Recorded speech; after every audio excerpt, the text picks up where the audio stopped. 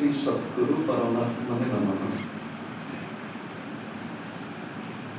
जगतर नाथ जगन्नाथ महाप्रभु को एवं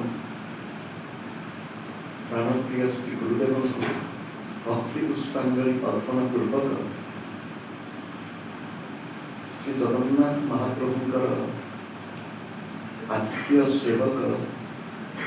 आमମାନଙ୍କର अत्यंत प्रिय एवं पूज्य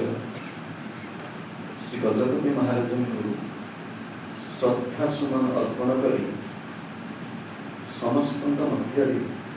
भगवान अखंड सत्ता अनुभव कर उपस्थित समस्त को सभक्ति प्रणाम। जय जगन्नाथ, जय गुरुदेव। श्री जगन्नाथ महाप्रभु करुणा एवं सद्गुरुदेव प्रेरणा पूज्य गुरुदेव पवित्र आश्रम परिसर ए वर्ष पूर्व वर्ष मान भली युव चेतना एवं अध्यात्म विकास शिविर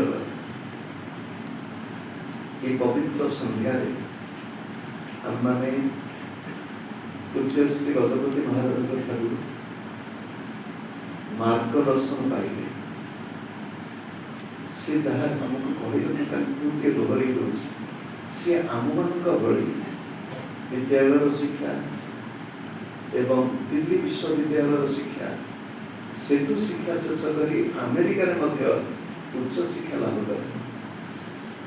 एवं आम मान भली स्वप्न देखुवा से दिल्ली रे सुप्रीम कोर्ट रे वकिलाती आरंभ कर किंतु तांको जीवन परिवर्तन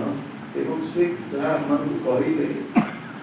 दिल्ली सेंट स्टीफेंस कॉलेज रे पढ़ुला बेले प्रसिद्ध महाविद्यालय कलाहांडी महाराज बास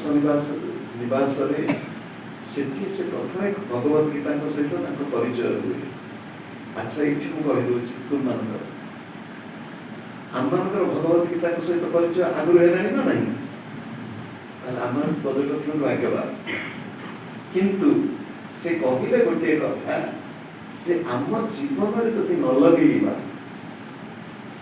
केमिति लगेब पुणी पूज्य गजपति महाराज कहले ये आसी शिविर न ये शिविर चलीगला प्रत्येक दिन केतिक समय अर्ध घंटा समय तुम्हें भाव मोर पाठ पढ़िया अच्छे अध घंटा समय बहुत समय किंतु ये अध घंटा समय तुम्हें जब दे पार पाठ तुम भल हम स्मरण शक्ति बढ़ तुम जीवन में सफलता मिल प्रकृत सफलतार मूल हूँ चरित्र निर्माण आध्यात्मिकता एवं तार सूत्र पूज्य गजपति महाराज जहाँ कहले शास्त्र एवं गुरु शिष्य परंपरा ताको आम निज जीवन में पालन कर